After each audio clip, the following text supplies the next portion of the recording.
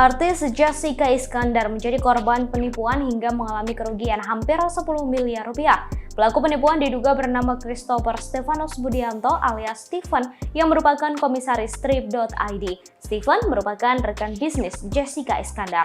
Jessica mengatakan kesehatannya sempat menurun akibat insiden ini. Ia menyebut aksi penipuan yang dilakukan Steven membuatnya merugi hingga tak memiliki tabungan untuk anak-anaknya.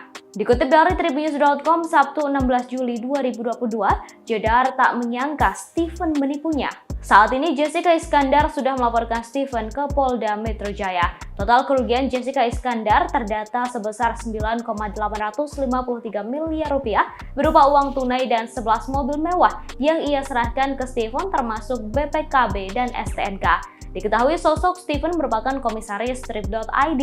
Jessica Iskandar melakukan kerjasama dengan Trip.id melalui Steven. Jedar kemudian merinci mobil apa saja yang hilang. Beberapa di antaranya adalah 5 unit mobil Alphard, 2 unit Porsche, 1 Mercedes-Benz S-Class, 1 unit Hummer, 1 Land Cruiser, dan 1 Mini Cooper. Jedar mengatakan 1 Alphard dan Mini Cooper merupakan milik pribadi, sementara sisanya dibeli dari Steven dan uangnya merupakan hasil patungan dan beberapa merupakan mobil gadaian beberapa orang. Jessica Iskandar menawarkan mobil-mobil itu untuk disewakan melalui Trip.id dengan pembagian untung yang berbeda dari setiap mobil.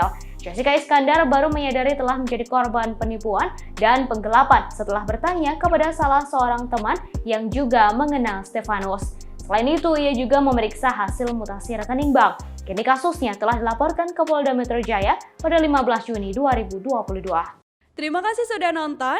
Jangan lupa like, subscribe, dan share ya.